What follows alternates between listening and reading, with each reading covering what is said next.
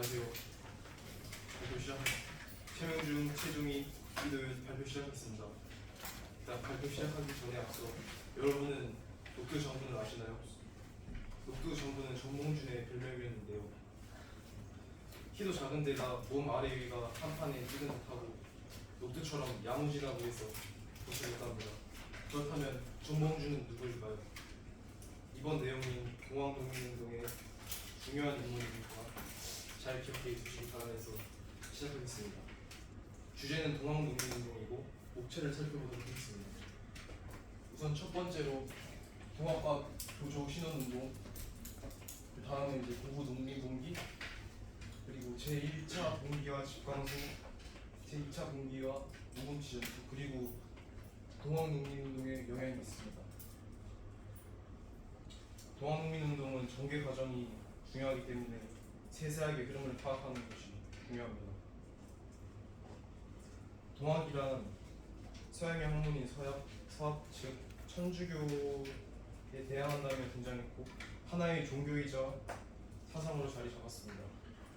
동학은 모든 사람이 평등한처럼 귀하다는 인내천 사상을 강조합니다. 이 인내천 사상이 뜻하는 것은 평등이기에 일자 무식한 사람들이라고 사람들에게 평가받았습니다. 과도한 세금 및 수탈에 시달린 일반적인 인중들, 즉 농민들은 마음속에 자리 잡고 있던 평등이 꺼내어 보이게 되는 사건이 동학농민운동이었습니다.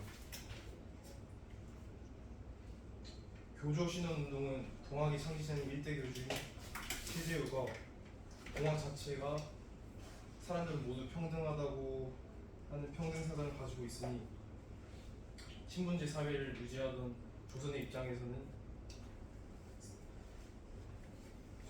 지배층을 마음에 들어하지 않았고 사람들을 혼란스럽게 한다는 이유로 억울한 누명을 씌워 최재우를 처형한 것이 원인이었습니다. 이에 일대 교주 최재우의 명예회복과 동학 탄압 중지를 요구하며 농민들은 삼내 집회, 서울 복합상소운동, 모은 집회를 벌였습니다. 특징은 이 집회들이 처음에는 종교적인 운동이었지만 고은 군부 집회로 나아가게 되면서 매세 배척과 한관오리 숙청 등 정치 사회적인 운동으로 발전하게 되었습니다. 그 후로 직접적인 영향을 준 사건은 전라도 부부지방에서 부부 군수로 있던 조병갑이라는 사람이 탐욕을 펼친 것이었습니다. 전라도가 대표적인 쌀을 생산하는 곡창지대인 거 여러분도 알고 있으실 것입니다. 그런데 조병갑은 쌀 농사를 짓는데 필요한 물을 가둬두고 이제 농사를 지을 때 퍼서 쓸 수 있게 하는 도라니 기구가 있었는데 이 만석보라는 다른 보를 사람들에게 시켜서 집행하고 그리고 물을 쓸 때마다 세금을 내게 했습니다. 이에 분노한 전라도 농민들이 전라도 지역의 적주 즉 종교 동학의 하위를 이끌어 나가는 동학의 지도자인 녹두 장군이 정봉준을 찾아갔고 정봉준은 이제 사람들을 도와 고구 농민봉기를 기획했습니다. 농민봉기에 걸리게 되면 이를 주도한 사람을 처단하였는데 이의 주도자를 알지 못하게 하기 위해 봉기에 참여한 사람들의 이름을 이 사진에서 보이는 것처럼 사발로 그린 원에 드물게 써서 누가 주동자인지 알지 못하게 사발통문을 불렸습니다. 사발통문을 불리고 농민들은 고부군수가 있었던 고부관할을 습격했으며 모든 일의 원흉이 되었던 만석보를 파괴하였습니다. 그리고 농민들은 자진 해산하였습니다. 조선 정부에서 밀란을 일으키게 되면 밀란의 진상을 조사하기 위해 파견했던 안핵사를 파견했습니다. 일반적으로 안핵사가 파견되면 안익사는 민중들을 다독이기 위해 잔치를 열었지만 고구지방에 파송된 이용태는 당시 동학을 믿는 교도들의 색출에 동학 교도들의 집에 불을 지르고 부녀자들을 강간하기도 했습니다. 이로 인해 분노한 농민들은 정봉준을 쫓아다가 1차 봉기가 일어나게 됩니다. 우선 전개 배경을 정리해 보면 조금 전에도 말했듯이 처음부터 동학 교도들이 들고 일어났던 것이 아니라 동학을 탄압하지 말고 믿게 해달라는 종교적인 운동에서 시작했지만 이용태의 심한 탄압으로 인해 정치적인 운동으로 변화하고 더 봉기가 커지게 됩니다. 1차 동학농민운동에 농민들이 모였던 곳 중에 백산이라는 곳이 있었는데 이곳에 EBS 교재 73페이지에 있는 4대 강령과 경문을 발표하고 광군과 싸우게 되었습니다. 중요한 자료이기에 알아두면 좋겠죠. 이후 동학 농민들은 백상봉기에서 광군은 화승총을 가지고 농민들은 죽창으로 싸웠지만 농민들이 광군에 대항하여 승리했습니다. 광군은 농민과 싸운다는 것에 전날에도 술을 마셨고 농민들은 자기의 딸아이가 박탈당하고 곡식 창고 등이 불질러지는 등 뒤로 물러날 곳이 없었습니다. 그래서 농민들은 승리할 수 있었다고 합니다. 백상봉기의 연이은 황토현 전투, 황련천 전투에서 승리하고 그렇게 된 농민들은 전주선까지 함락하게 됩니다. 이때 동학 농민군들의 전술 중에는 칼을 꽂은 대나무를 언덕 위에서 올려 광군들을 처치했다고 합니다. 계속해서 동학 농민군들이 광군을 상대로 승리하자 조선 정부가 청나라에게 파병 요청을 했습니다. 청나라가 파병을 했지만 갑신정변 이후에 청과 일본이 조선에 파병할 때는 서로 알려주기로 한 텐진 조약으로 인해 일본은 자국 거리민 보호구실로 조선에 파병하게 되었습니다.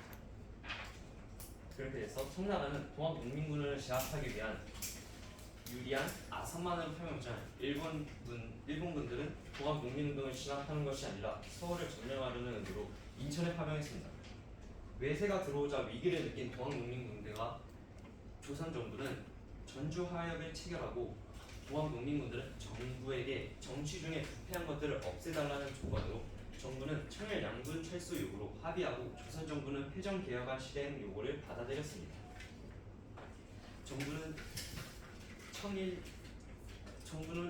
회정 개혁안을 실시하기 위해 중앙에는 교정청을 설치했고 지방에는 농민들이 자치적으로 개혁을 실시해 나가기 위한 직방소를 설치하고 동학 농민군들을 자진 해산했습니다. 조선의 청일양군 철수 요구를 받은 청나라는 철수하기로 했지만 일본은 동학농민운동을 이제 기회로 삼아서 이제 조선을 식민지하려 했는데요. 이를 위해서 일본의 공사관을 보호한다는 명분으로 경복궁을 점령했습니다. 2차 동학농민운동은 일본을 조선으로부터 물리치자는 반의 성격이 강했는데 이는 이제 나라 안에 있어서 여러 가지 제도나 구습 등을 없애자는 안봉건 성격을 가진 1차 동학농민운동과는 대비되는 적입니다. 동학농민군은 일본을 물리친다며 논산을 집결했는데요. 이때 전라도 지역의 이제 동학농민군을 남쪽 조직이라 해서 남접이라 부르고 이제 동학 1대 교주 최시영이 이끌었던 충청도 지역의 동학농민군을 북접이라고 불렀는데 이 북접은 1차 동학농민봉기에서 이제 종교는 종교적인 목적으로만 있어야 한다며 동학농민운동에 참여하지 않았지만 이제 2차 동학농민운동에는 이제 나라가 위기에 처하게 되면서 이제 북접이 남접과 함께 손을 잡고 일본을 물리치려고 했습니다. 하지만 당시 일본의 세력 자체가 강했고 동학농민군을 이제 반란을 일으키는 세력으로 보았기 때문에 이제 관군과 일본군이 손을 잡고 이제 동학농민운동을 이제 진압하게 됩니다. 그리고 이때 대표적인 전투로는 우금치 전투가 공주 지역이죠. 우금치 전투가 있는데 이곳에서 처참하게 패배했습니다. 동학농민군이 수적으로 우세했음에도 불구하고 당시 일본은 서양식 군대 훈련과 무기로 인해서 조선을 초토화시킬 수 있던 상황이었기에 당연히 동학농민군이 패배할 수밖에 없었습니다. 그 후 1895년에는 이제 동학농민운동 지도부가 다 체포되면서 동학농민운동이 종결되었는데 이때 일본은 자신들의 세력을 과시하기 위해서 이제 동학농민운동에 가담했던 사람들을 잡아서 머리에 도롱이를 씌우고 불을 질러서 머리만 타고 사망하게 하는 모습을 보여주었다고 합니다. 동학농민운동의 성격은 신문제 개혁 등 정치, 사회 개혁을 요구하는 반봉건 성격과 일본의 침략과 내정 간섭을 저항하는 반침략 성격을 다 가지고 있었는데요. 이게 중요한 이유가 갑신정변은 반봉건만, 이모군란은 반내세만 실현한 것에 비해 동학농민운동은 반봉건, 반내세를 둘 다 실현했다는 점과 이제 동학농민운동은 당시 우리나라에서 가장 큰 규모의 농민 공기였다는 점 때문입니다. 그리고 이제 동학농민운동의 영향을 보면 이제 동학농민군의 이제 반내세 요구가 가부개혁에 일부 반영되었고 이제 동학농민군의 잔존 세력이 항일 일병 운동에 가담했다는 것이고 이제 근데 또 한계 또한 가지고 있습니다. 이제 구체적인 근대화 방안을 제시하지 못했다는 점이 있는데 이는 집권 후에 구체적인 방안 제시가 결여되어 있다는 점이고 신분 간의 갈등을 해결하지 못했다는 점 또한 있는데 자세히 말하자면 이제 양반 계층은 이제 농민군이 지배층을 좀 적대시하는 것으로 보아 이제 민보군을 이제 조직하여 농민들을 진압했다고 합니다. 이것으로 발표를 마치겠습니다.